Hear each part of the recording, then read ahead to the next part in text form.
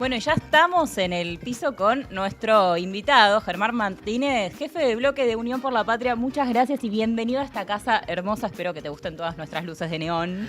No, muy lindo. Buenas tardes a todas, todos. Gracias por la invitación. No, de nada. Bueno, te presento Matías Mousset, Valentina Castro, acompañan este equipo que es el equipo de Secuencia Inicial. Nos preguntabas un poco por la programación, un programa que va de 4 a 6 de la tarde todos los días. Y bueno, vamos a intentar acompañar, brindar información y que nos acompañen todos. Había mucha gente muy pendiente de esta entrevista. Cuando la anunciamos, bueno, nada, se empezó a sumar mucha gente, así que de nuevo, gracias por estar acá. Gracias. Me invitó Nico y a lo Nico, ¿viste? No te cuenta ni a dónde te lleva, digamos, no, así que nos avisó. Pero vos viniste igual. No, y bueno, que tengo algún nivel de confianza, digamos, pero bueno. Te vamos a tratar bien y cualquier cosa. Por eso le preguntaba. Nico todavía es una estafa piramidal, es como entra dentro de ese criterio. Sin duda, dentro bueno. de ese criterio todavía. Así que por eso le estaba preguntando, pero bueno, felicitaciones a los que tuvieron la idea y ojalá que esto crezca. Que crezca, sí. Bueno, estamos hablando, no te voy a mentir, estamos hablando de fútbol, de la selección. Ajá. Y de ahí nos preguntamos si sos futbolero, si sos de algún equipo en particular. Sí, soy futbolero, como todo en Rosario, o sos de Central o sos de Newell, yo soy canalla. Ok. Un canalla raro, jugué en Newell's. Al fútbol hasta los 15.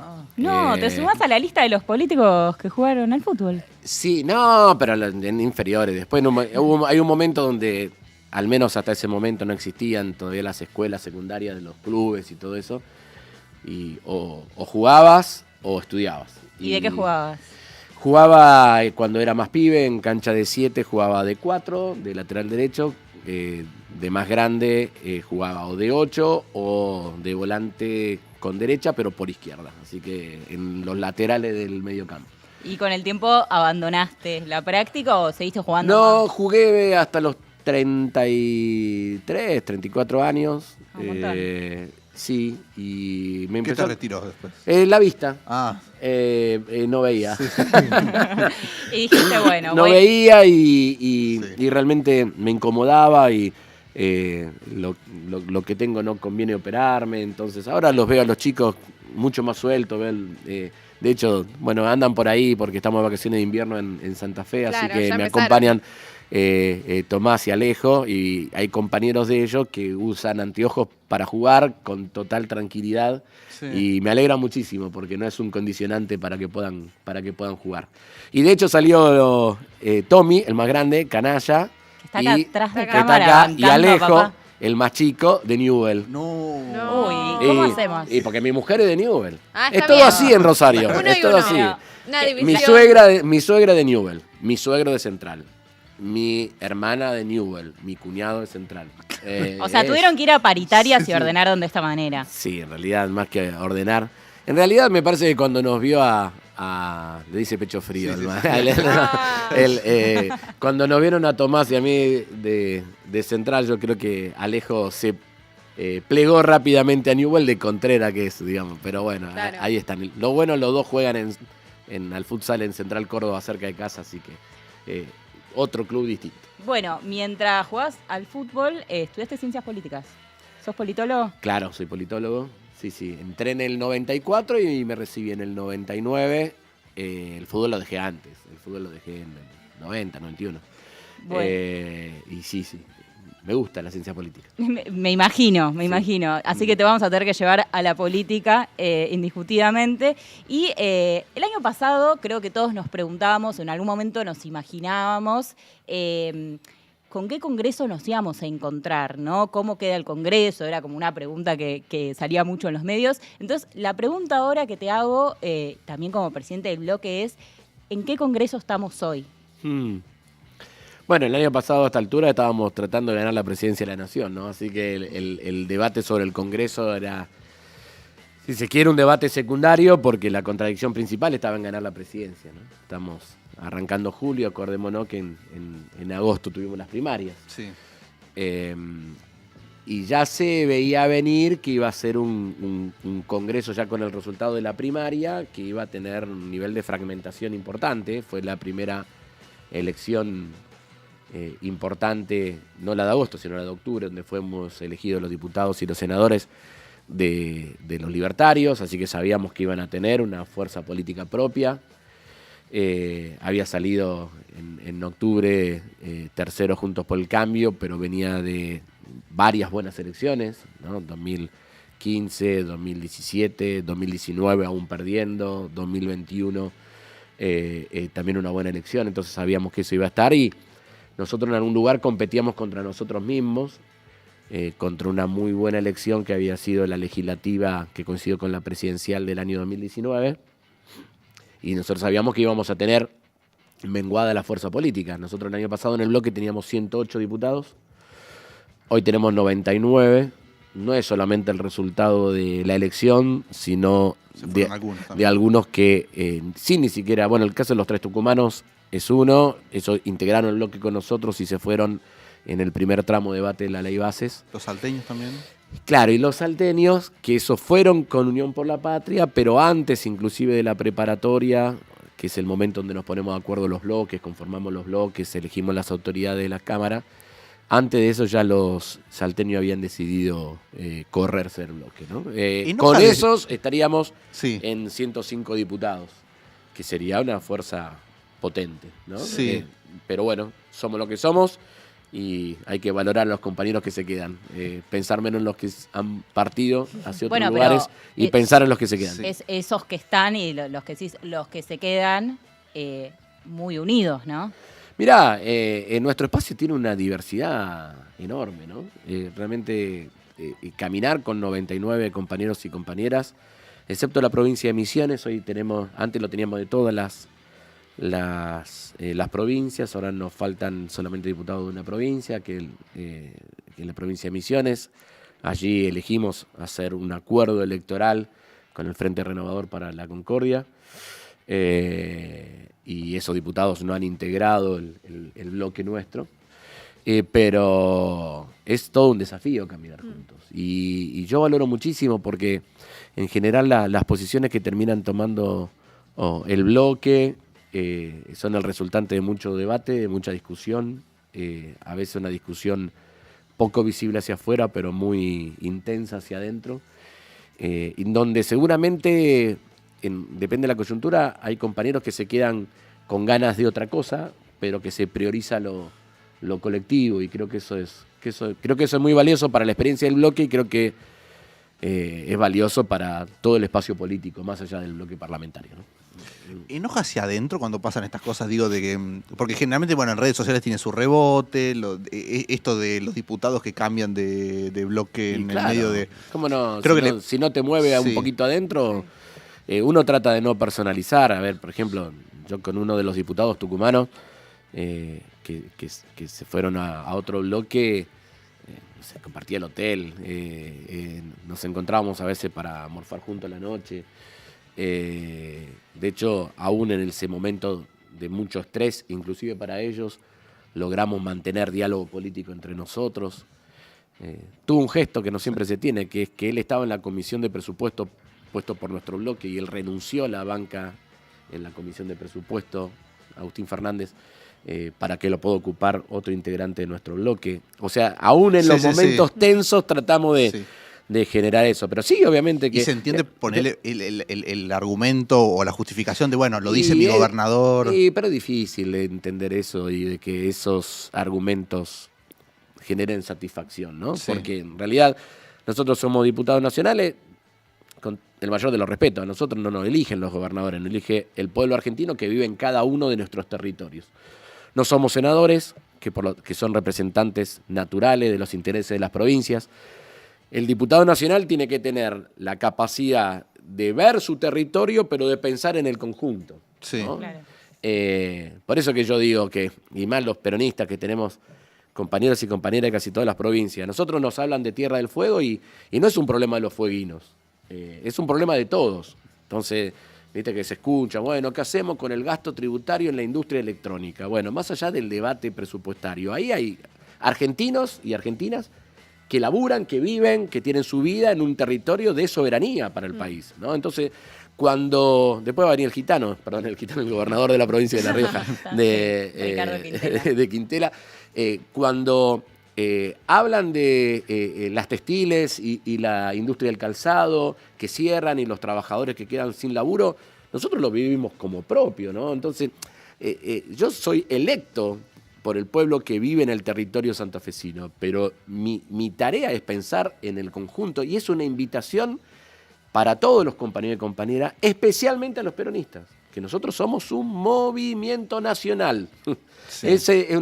Y tenemos que tener justamente esa capacidad de ver el conjunto. Bueno, es un desafío en tiempos donde muchas veces lo territorial es tan fuerte, tan dominante, en tiempos donde se buscan identidades e identificaciones potentes. Bueno, es un desafío, pero yo creo que no tenemos destino si el peronismo no es un proyecto y un movimiento nacional. Germán, el otro día en el debate de la ley bases vos llevaste 2 cajas. Sí. Una más grande y una más chiquita, ¿no? Sí. Que simbolizaban un poco el achique que tuvo en todas las semanas y meses que fueron pasando la ley bases. Y vos dijiste una frase que es más chica pero profundamente dañina. Claro, porque ¿Cómo nos afecta eso? Bueno, pero era todo un tema, ¿no? ¿Cómo mostrar que estos 6 meses el proyecto original del gobierno había tenido una reducción notable, cuantitativa, en lo que afectaba a la ley bases? ¿Cómo en algún lugar decir que eso fue posible, que se les serrucharon cosas, porque siempre hubo 99 de nuestro bloque, 5 de la izquierda, 2 socialistas santafesinos y Natalia de la Sota, que en las 3 coyunturas que nos tocó votar, votamos en contra?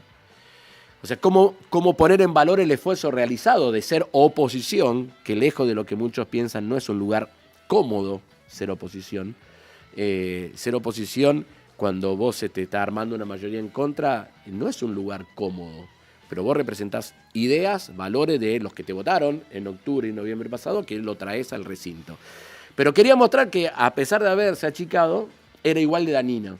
Sí. Y bueno, y vayamos a las cosas. A ver, a lo concreto. A lo concreto. Cuando hablamos de facultades delegadas, yo lo primero que le digo a todo el mundo es, las facultades delegadas de la ley bases hay que leerlas en forma complementaria al DNU 70-2023, que también tiene facultades que ni siquiera fueron delegadas, que fueron autoasumidas por el presidente de la Nación. Nadie se las delegó. Claro. Se las arrogó él. Y eso incide en un montón de cuestiones. Por ejemplo, hay potestades y facultades que tienen que ver con lo energético, con lo tarifario. Cuando vos vas y te dicen, el último equilibrio fiscal se logró gracias a la reducción de subsidios en materia energética, esa es una decisión tomada en virtud de las facultades que tiene el Poder Ejecutivo. O sea, cada vez que a vos te cobran más cara la luz y el gas, esa es mi ley con las facultades o que le da el Congreso o que se arrogó con el DNU 70-23. Vamos a otro caso, otro tema importante. La reestructuración administrativa, la organización del Estado, que lo plantean y ahora con Sturzenegger como si fuera algo que va en contra de los argentinos. Después hay cosas de carne y hueso. Hoy, después busquen, compañero y compañera, el testimonio de una trabajadora de la salud, de una médica del Hospital Posadas. 30 años en el Hospital Posadas, acaba de ser echada. La vida cotidiana de muchísimos argentinos necesita de organismos estatales que garanticen derechos básicos, entre ellos la salud, que se brinda en el Posada o en cualquier otro lugar donde hay, en este caso, un efector vinculado al Sistema Nacional de Salud. Entonces, cuando tomo una decisión administrativa, cuando quiero achicar el Posadas, estoy achicando derechos. Vale, tercer punto, las privatizadas, o sea, las empresas que son sujetas a privatización. Lo dije en el discurso de cierre de la ley bases. Van a volver por aerolíneas. ¿Qué hicieron? En lugar de andar mandando una ley aparte, empezaron desde las facultades que tiene el Poder Ejecutivo a implementar lo que se llama en transporte aerocomercial una política de cielos abiertos. Sí. ¿Esto qué significa? Que todas compitan con todos y donde la idea de una aerolínea de bandera, como es Aerolíneas Argentinas, queda en un segundo lugar. Y esto está muy vinculado a otro tema que pasó de largo, las cuestiones energéticas y las cuestiones de los hidrocarburos que están en la ley bases, también danina, derogaron un artículo que es el primer artículo de la ley de recuperación de YPF, que planteaba básicamente que perseguíamos el objetivo del autoabastecimiento energético y que los hidrocarburos eran un insumo básico para la producción y el desarrollo nacional. Por lo tanto, al ser básicos, podían ser regulados por el Estado. Como derogaron eso, deja de estar regulado. ¿Y qué criterio implementaron? El criterio de la maximización de la renta. ¿Cómo Entonces, sería? que todo lo que vaya en mayor beneficio para las petroleras está bien, aunque no se garantice ni el abastecimiento interno y aunque no se garantice tener gas y petróleo accesible para que funcione la industria. Y a su vez precarizando a los trabajadores. Alguien se preguntó, viste que esta semana salió una noticia importante, PAE va en una asociación con una empresa extranjera, va a mandar gas a una planta de licuefacción instalada arriba de un barco para poder exportar gas licuado. Sí. Bueno, que se necesita y mucho después de que apareció el conflicto entre Ucrania y Rusia. Bueno, alguien preguntó si ese gas que va a ir a licuefacción no se necesita en el mercado interno argentino. Sí, no hubo... No hubo debate. No hubo, Nada. sí. ¿Qué criterio prevaleció? La maximización de la renta. Yo tengo gas, lo transformo en una planta de licuefacción, lo exporto, maximizo la renta. Es cierto, hago entrar dólares, pero ese gas, ¿en qué análisis se hizo si eso era necesario o no necesario para parte del desarrollo nacional? Cuando vos, y eso es lo que hace la ley bases, por eso es dañina en las herramientas y es dañina en lo conceptual. Cuando vos empezás a regir el movimiento de la economía, del desarrollo argentino, desde lugares tan alejados del interés nacional, estamos en un problema. ¿Y cuál es el interés nacional? Que la Argentina crezca, que la Argentina genere trabajo, que ese trabajo esté bien remunerado, que ese trabajo bien remunerado, cuando lo sumamos, potencie un mercado interno, que ese mercado interno genere demanda de bienes, de servicios, de comercio, que a su vez vuelven a generar trabajo. Ese es el interés Hablaste de nacional. trabajo, te tengo que preguntar por la Sí. reforma laboral. Bueno, fíjate, lo de la reforma laboral tiene un elemento más. No estaba en el origen de la ley bases. Entra en la ley bases por una negociación de parte del bloque radical que en la Cámara de Diputados dice, si no meten la la reforma laboral en la ley bases, no se las aprobamos. Claro. ¿Pero no eran los sectores dialoguistas, los radicales? Bueno, pero ¿el diálogo para qué? Porque a mí cuando me preguntan acerca del dialoguismo, es más, muchos que me critican por un exceso de diálogo, por un exceso de búsqueda de consenso, no por la falta de diálogo. Ahora, yo cuando voy a un proceso de diálogo, sé cuál es el interés que tengo que preservar, sé cuál es el sujeto social, económico, productivo que tengo que preservar.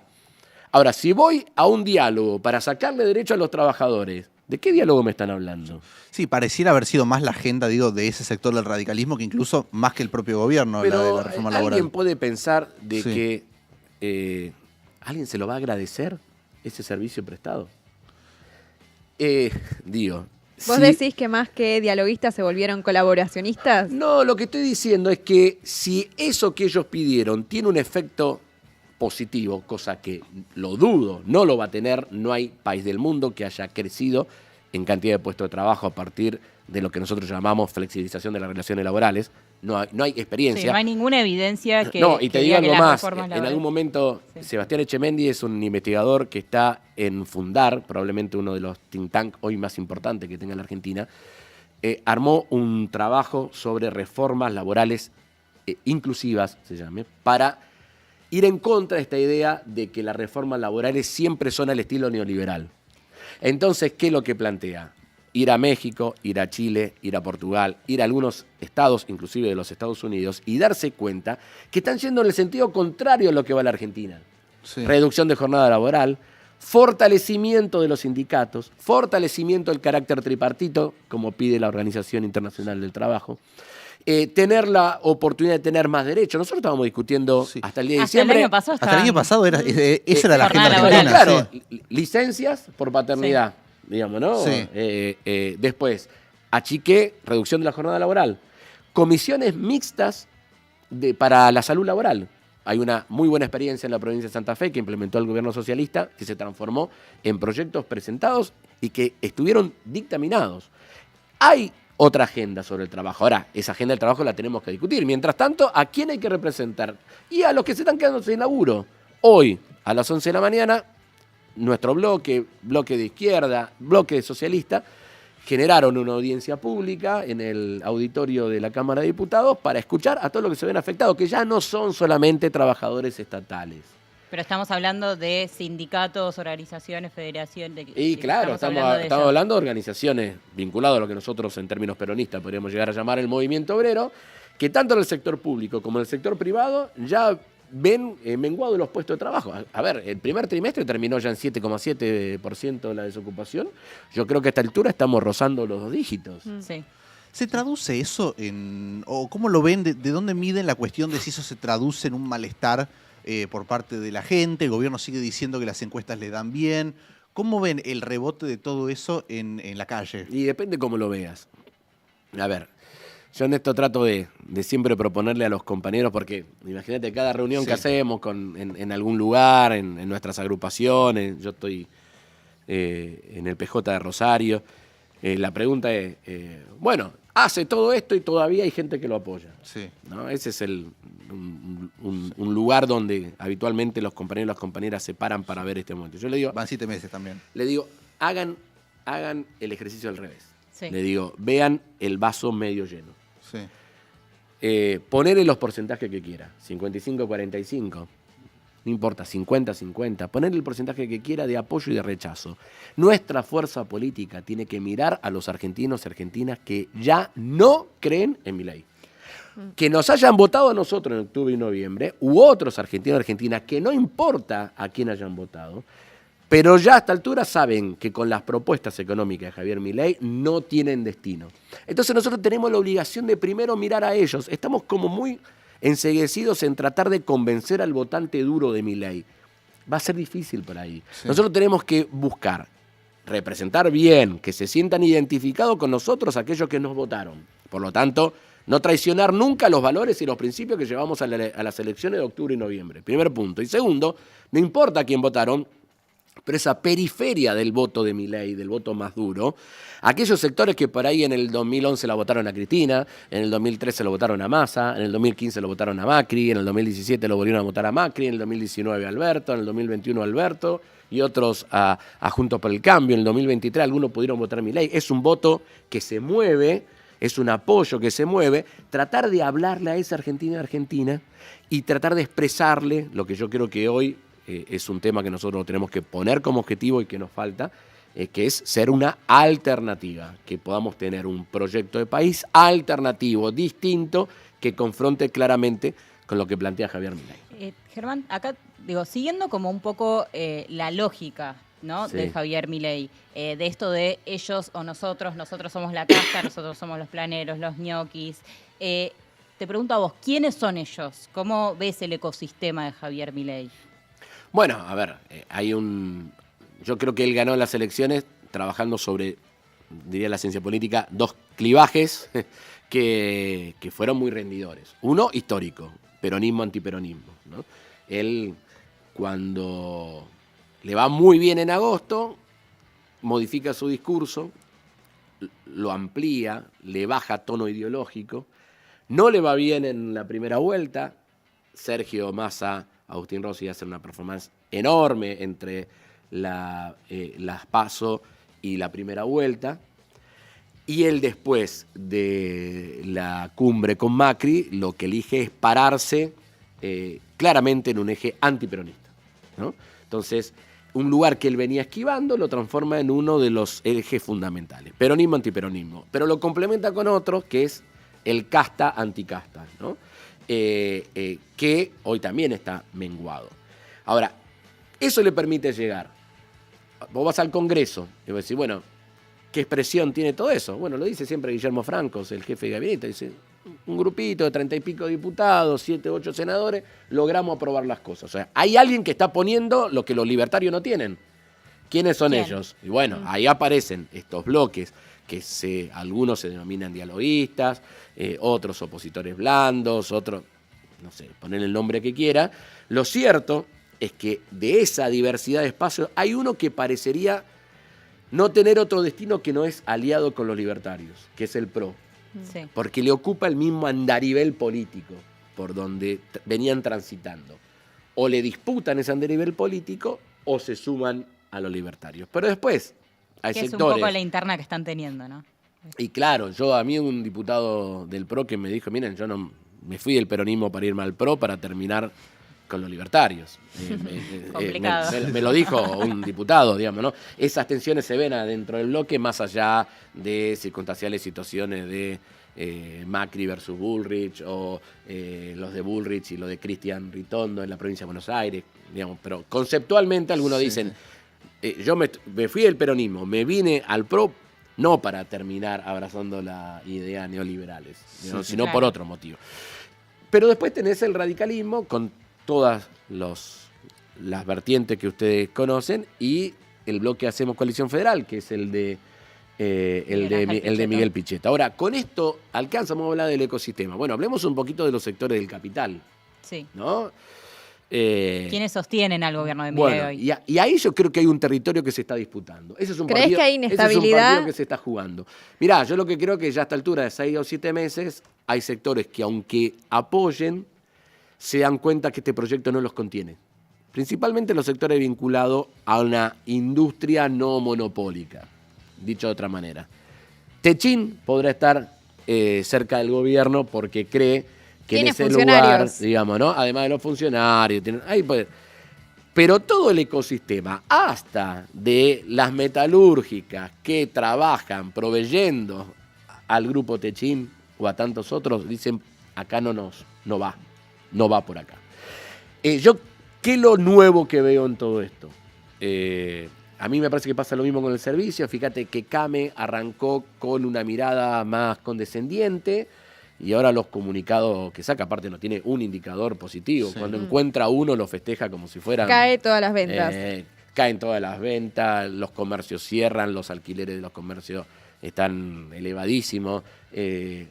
La franquicia, que era algo que se pagaba como cierto gasto fijo en muchos comercios, hoy es imposible. Fíjate que hay negocios con franquicias que están cerrando y ese mismo negocio abre sin la marca de la franquicia. Bueno, ahí en el comercio hay una crisis, pero hay que ver de cerca el mundo financiero. Uh-huh. Porque nosotros nos quedamos con una idea muy tradicional, que es lo financiero es igual a los bancos, pero hoy hay actores vinculados al sistema financiero, principalmente el de los fondos de inversión, que son aliados importantes de Javier Milei. BlackRock posiblemente sea un ícono de todo eso. Que yo creo que BlackRock está detrás del RIGI, del régimen impositivo de grandes inversiones. Sí. De hecho, BlackRock asumió alianzas con grandes inversores en materia de obra pública en diversos países del mundo. Como los estados nacionales no están financiando obra pública, lo que viene BlackRock y te ofrece su cartera de inversión para la obra pública, a cambio de cosas como las que estamos viendo que piden. Sí, bueno, estamos hablando de ganadores y no sé si viste hoy a la mañana o el video de Javier Milei en la bolsa, ¿no? Donde dice, y creo que lo tenemos por ahí para mostrar, donde dice que Caputo es el mejor ministro de la historia argentina. Así que si querés te invito a ponerte los auriculares para deleitarte y a escuchar lo que dijo el presidente de la Nación. A ver, vamos a... Lo que va a terminar siendo esto es demostrar que el ministro Luis Caputo es el mejor ministro de Economía de toda la historia argentina.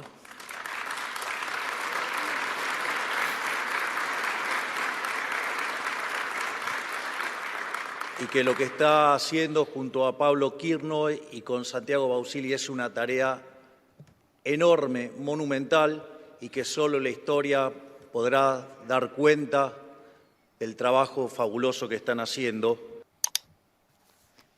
¿Es Caputo el mejor ministro de la historia? No le creo nada a Milei.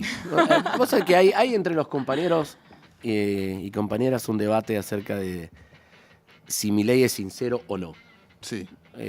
¿Dónde te inclinas? No, que es un embustero, es un gran mentiroso, que ha acomodado permanentemente sus discursos, sus mensajes No es cierto que en campaña dijo siempre lo mismo. Antes de la elección de agosto dijo una cosa, antes de la elección de octubre dijo otra y antes de la elección de noviembre ¿No dijo será otra. igual que le dijo esto a Caputo para que Federico no se ponga celoso? Viste que hay una tensión ahí. Bueno, pero digo, más allá de las motivaciones que lo pudieron llevar, primero que además de que no le creo a Milei, Caputo, la historia lo recordará como uno de los peores ministros de Economía de acuerdo a los intereses nacionales de la Argentina.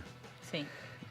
Vale lo mismo para Sturzenegger, ¿no? Que cada vez que viene al gobierno, los argentinos y las argentinas perdemos 40.000 millones de dólares. Cada entradita en calor de Y Sturzenegger. ya van varias. Por lo menos dos importantes. Una, la del 2001, cuando lo acompañó a Domingo Cavallo en el segundo tramo del gobierno de la Alianza, con la famosa operación del megacanje, y con Macri, cuando además de la bicicleta del primer tiempo, terminamos después en el endeudamiento con el Fondo Monetario Internacional.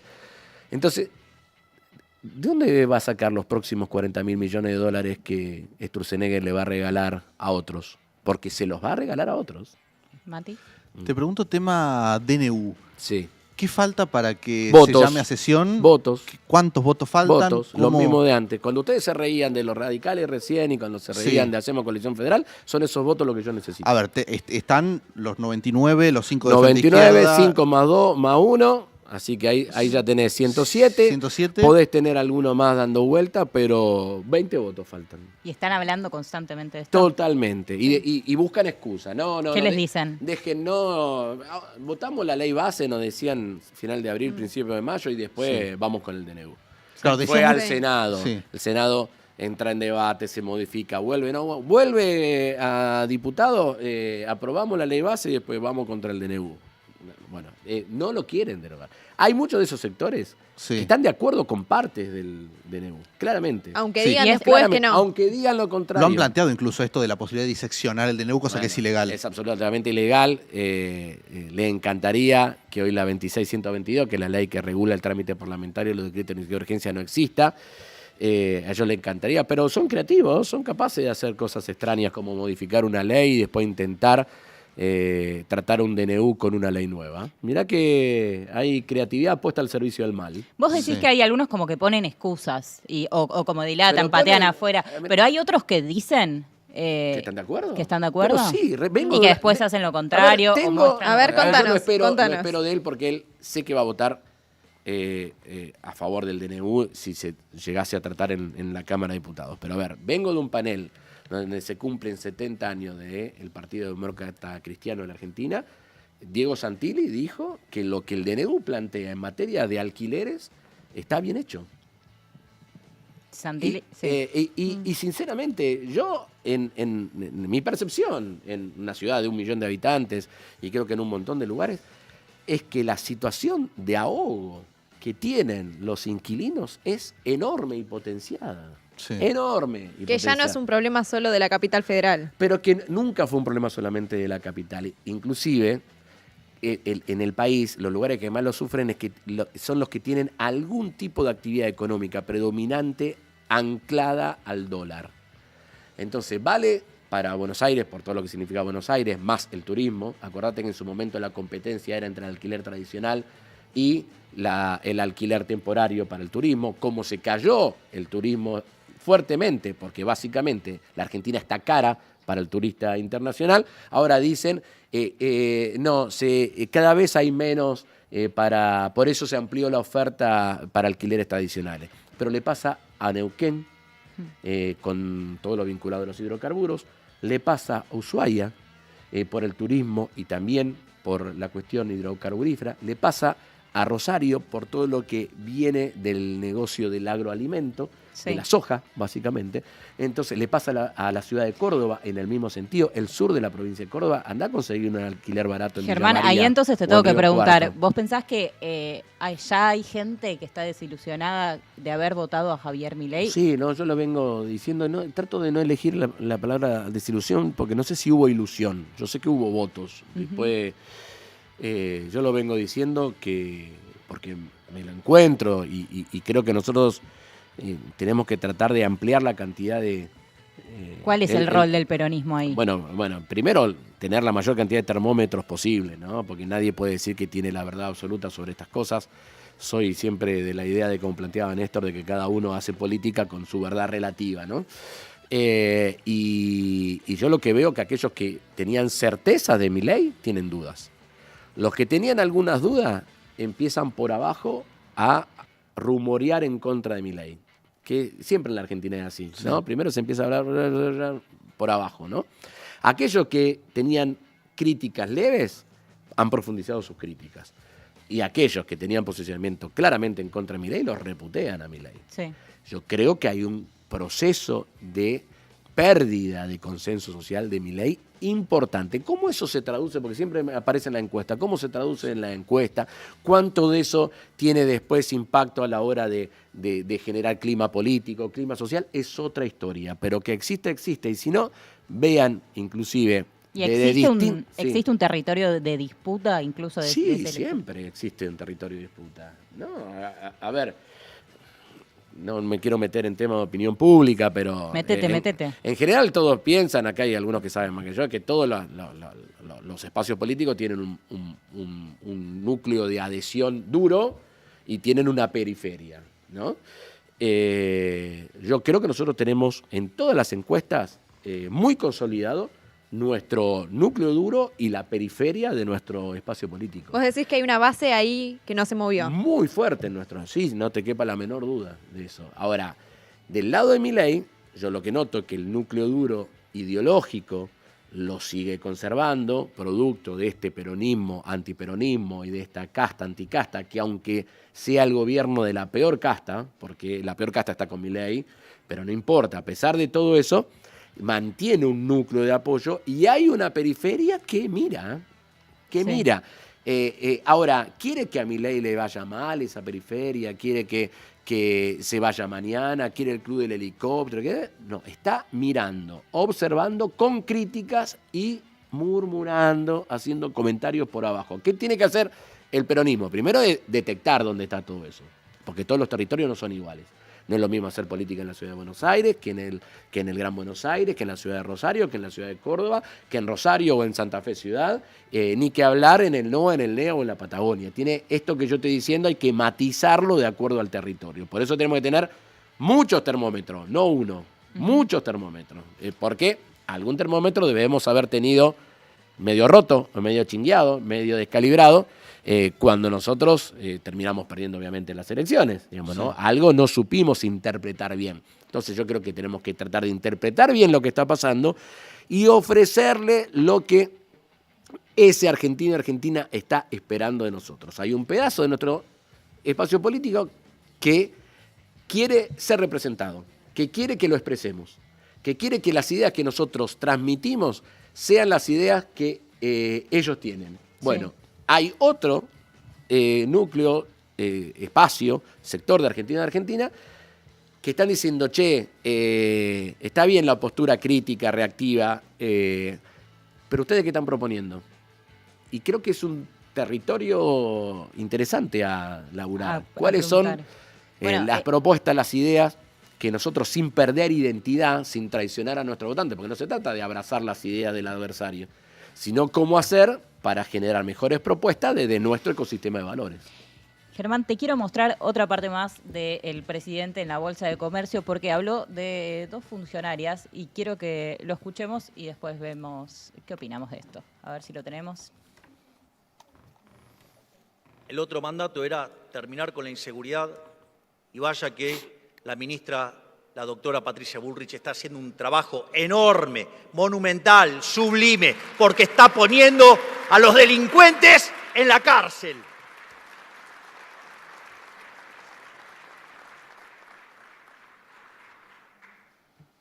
Y obviamente también un derivado, digamos, del ajuste que hicimos es que a la pobre ministra de Capital Humano le pegan por todo lado. ¿Por qué? Porque está descubriendo choreo por todo lado y entonces, como está denunciando a todos los chorros, les pegan por todos lados. Pero, digamos, también estamos yendo por la corrupción. Si alguien que no es pobre, creo que es Sandra Perovelo, ¿no? Que justamente sus funciones es contener a aquella población que hoy la está pasando mal.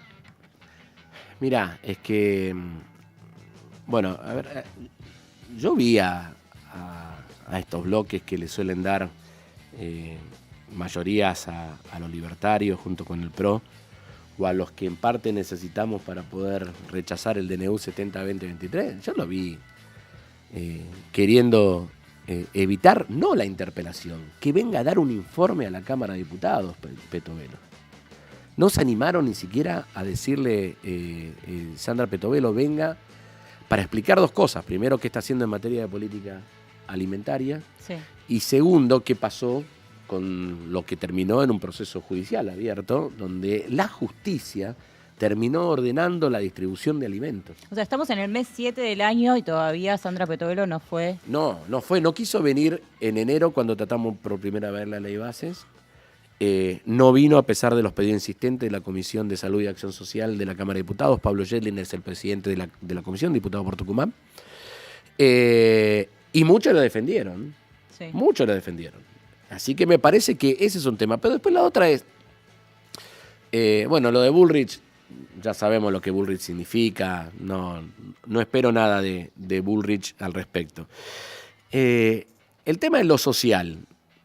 Lo social es dirían los economistas, una externalidad de la política económica, digamos. Es algo como que es una consecuencia no deseada. Yo era pibe, no tan pibe, segundo parte del gobierno de Menem, y se decía, la macro está bien, pero la micro está mal, te decían en aquel momento. Entonces, supuestamente, los grandes números cerraban, pero crecía el desempleo, crecía la pobreza, crecía la indigencia, cerraban los comercios, cerraban las pymes, todo eso. Hasta que nosotros no volvamos a hacer nuestras las palabras de Néstor Kirchner, cuando arrancó su gobierno el 25 de mayo de 2003, cuando dice, casi textual, los problemas de la pobreza e indigencia de la Argentina no se solucionan desde las políticas sociales, sino desde la política económica. La discusión es esa, compañeros y compañeras. El peronismo es discutir la política económica. El peronismo está discutiendo. Nosotros, yo creo que en este momento, sin dudas, inclusive cada vez que nosotros tenemos la oportunidad de tener un debate en el Congreso, nosotros, por ejemplo, reclamamos que lo que hizo antes de ayer, con un decreto que fue ampliar el presupuesto del 2023 vigente para el 2024, Milei mande una ley de ampliación de presupuesto, porque ahí es donde está la discusión. Uh-huh. Ahí es donde se ve dónde ponemos los dineros públicos, los recursos públicos, cuáles son las prioridades. Ahora, los mismos que decíamos antes, que a veces le dan mayoría o que la semana pasada decidieron levantar una sesión para tratar el Fondo Incentivo Docente o el financiamiento de las universidades. No es prioridad la educación para estos sectores. Bueno, sí, pero después tienen guerra en Twitter, ¿no? Después yo veo a Emiliano Jacobiti diciendo no me representan, pero ¿son del mismo bloque o no son del mismo bloque? Digamos, ¿no? Yo tiendo a creerle, digamos, ¿no? Porque he visto en otras ocasiones cómo efectivamente defendieron a la universidad pública. Ahora, muchachos, levantaron una sesión la semana pasada, ¿no? Y no se notó un clima de ruptura de bloque porque lo hayan hecho, ¿no? Me parece que eso también hay que tener en cuenta. Mati. ¿Y qué crees que pasa ahí en esos bloques, digo, que se dicen dialoguistas, pero cuál es el horizonte que los lleva a este acompañamiento si no son del mismo partido? Es que ellos están viendo lo mismo que estoy viendo yo, que es que hay un proceso de deterioro del consenso social de Milei. Y no saben qué tan lejos o qué tan cerca estar de Milei. Pero puede pasar, por ejemplo, que haya dirigentes del radicalismo de las provincias que estén pensando que si no hay dirigentes de la Libertad Avanza en esas provincias, ellos pueden capitalizar algo de ese voto que queda vigente a través de un acompañamiento. Pero Matías, sería como negar lo obvio. A ver, si Milei está más o menos en los términos que está ahora, va a armar lista en todas las provincias argentinas. Sí. En todas las provincias argentinas va a haber lista de diputados nacionales de los libertarios o de senadores nacionales. Por lo tanto, a ver, el gobernador de mi provincia, yo tengo buen trato con Maximiliano Puyaro, fuimos juntos a la universidad. Lo critico fuertemente por su, si quiere, proximidad a Javier Milei en determinadas situaciones de coyuntura. Cuando él se corre de ese lugar y tiene postura más autónoma, hay cosas que han lanzado una línea de crédito hipotecaria interesante a través del Banco Municipal de Rosario. Sí. fui a la actividad. O sea, no tengo problema en ir a una actividad organizada por un gobernador radical, aunque soy el presidente, el secretario general del PJ de Rosario. Sí. No tengo problema en eso. Ahora, él, si se presenta una lista de los libertarios, le va a quitar la mitad de su electorado. Sí. Entonces, ¿qué hacen estos dirigentes con Milei? Primero, están viendo cómo está con la gente. Segundo, tratan de hacer de reducción de daño. Sí. Cómo hacer que la penetración de Milei en los territorios sea lo menos intensa posible, ¿no? Van a intentar de que entre inclusive en alguna lista de los oficialismos provinciales. Pero no va a ser así. Sí. Milei va a armar listas en todas las provincias argentinas. Sí. Y por lo tanto nosotros, peronistas, tenemos que tener en claro esto y lo que tenemos que hacer es mantener un profundo proceso de unidad, a pesar de la diversidad nuestra, porque si se divide la oposición en dos, nosotros estamos renovando la elección del año 2021, que no fue una gran elección. Fue bastante mala, de hecho. Que no fue, por eso te estoy diciendo. Y que nosotros tenemos chance de hacer una muy buena elección y de quedar competitivos para dentro de 2 años. Lo que pasa es que cuando yo hablo de estas cosas, todos los compañeros dicen, che, falta un montón para eso. Aparte entonces, pasa algo que es y mientras tanto Milei gobierna, y mientras tanto el DNU está vigente, y mientras tanto... pero digo, tenemos que pensar ahora, pero tenemos que pensar también en esa coyuntura. ¿Eh? Aparte, digo, pasa algo que es que la Libertad Avanza no se juega mucho de puestos en la próxima elección porque viene de 2021, que se presentó solamente en 2 distritos. Pero digo, uno siente que si la Libertad Avanza pierde en los distritos clave del país, todos estos sectores que hoy son dialoguistas se le van a parar de manos también, ¿no? De la Rúa dijo, yo no fui candidato. Claro. En octubre del año 2001, ¿viste? No, yo no fui candidato, dijo. Sí. Lo dijo. Sí, aunque no lo crean, lo dijo, ¿no? Entonces, y perdió en las principales provincias de la Argentina. No, para un gobierno nacional nunca es inocuo perder una legislativa. Alberto se le complicó mucho el Congreso después de eso. Y nosotros bajamos de 118 a 108. Claro, pero aparte perdimos 10 diputados. Pero aparte los bloques por ahí intermedios, que por ahí te votaban a favor de algunas cuestiones, te pasan a votar en contra. No, pero aparte de esos bloques intermedios también perdieron intensidad. Sí. Perdieron cantidad de miembros. Entonces tenías menos diputados con los cuales poder armar la mayoría. Claro. No es inocuo todo eso. Pero bueno, hay que seguir trabajando en ese sentido, en mantener lo nuestro, profundizarlo a nivel unidad, dar todo lo debate que haya que dar, bancarnos una diversidad de mirada mientras que no sea contradictorio, insisto, con las ideas y con los valores que planteamos y le planteamos a los argentinos en las elecciones del año pasado, y al mismo tiempo ver el territorio adversario, ¿no? Y no tanto superestructura, hay procesos que van por abajo. Sí. No, yo creo que hay una agenda política muy microclimática de la política. A ver, yo te digo, eso que recién acaban de pasar del discurso de Milei ayer en la bolsa, ¿ustedes piensan que un corralón de materiales de el Gran Rosario, el Gran La Plata, el Gran Mar del Plata, el Gran Santa Fe, cualquiera de acá del conurbano, primero, ¿saben lo que dijo Milei? Primero, no.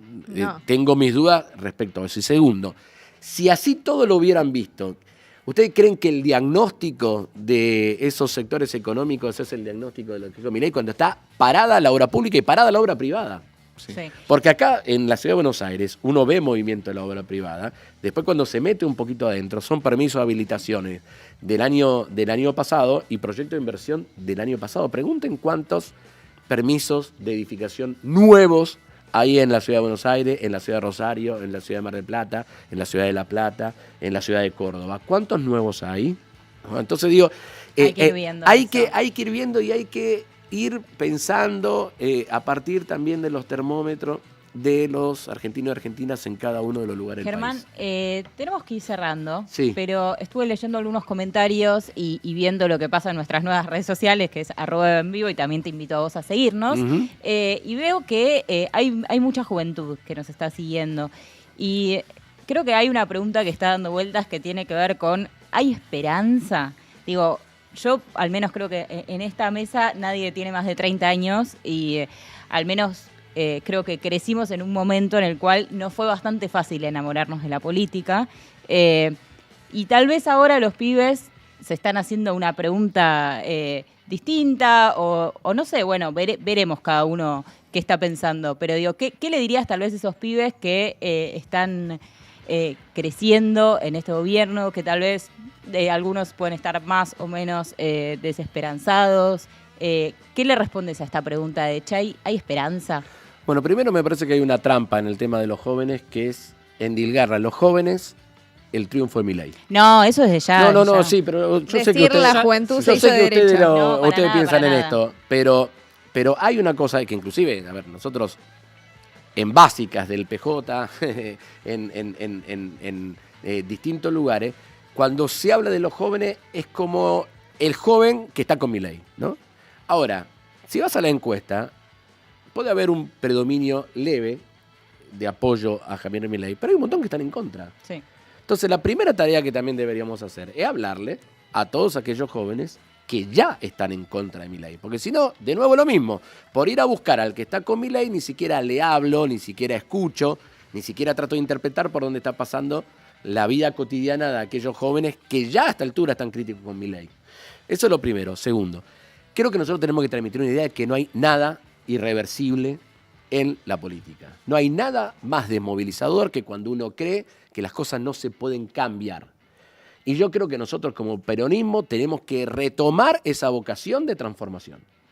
Nos faltó ante un determinado problema decir, lo podemos resolver y los vamos a resolver. Ahora, para eso hay que tener algunos elementos, que yo por eso siempre miro mucho el proceso del 2002-2003. ¿Por qué hay que mirar mucho eso? Primero, tenés que tener decisión política. Entonces, los jóvenes tienen que percibir que hay decisión política de querer transformar las cosas. Punto 1. 2. Sí. Hay que percibir, además, y tienen que percibir, además, y tenemos que transmitir, además, que no solamente tenemos la decisión política de hacerlo, sino que sabemos cuáles son las cosas que hay que cambiar. Y ahí yo creo que hay un abanico enorme. Y hay una cantidad de cosas que no estamos debatiendo como corresponden. Nosotros tenemos que discutir la secundaria, la escuela secundaria, la tenemos que discutir. ¿Te vamos a invitar más seguido? No, bueno, pero déjame la tercera. A ver, dame la tercera. Y la tercera es capacidad técnica. Okay. Porque vos podés tener identificados los temas, podés tener vocación de transformación, pero después la tenés que llevar adelante. Sí. Y me parece que eso es lo que nosotros tenemos que reconstruir. Y no es que no lo hicimos nunca. Cada vez que el peronismo le tocó gobernar la Argentina, le pasó a Perón con Evita, le pasó al Perón con el Frei Juli del 73, le pasó a Néstor y a Cristina más tarde. Cada vez que nosotros tuvimos gobiernos transformadores, conjugamos estas tres cosas. Decisión política, capacidad de identificar los temas sobre los que teníamos que trabajar para que las nuevas generaciones y los jóvenes se sientan entusiasmados por un proyecto político. Y tercero, capacidad técnica, política de concretarlo. Bueno, yo creo que por ahí es por donde tiene que ir la cosa. Muchas gracias. No, gracias a ustedes. ustedes. Fue un gusto y te esperamos cuando quieras. Es tu casa, la casa del peronismo virtual. Y acá ahora ya conoces nuestro secreto de la locación. No, gracias a ustedes y insisto, bueno, felicitaciones a todos los que cranearon todo esto, a los que lo están ejecutando. Y bueno, a sumarse. A crecer. Bueno, vamos a una tandita y un rato volvemos con secuencia inicial.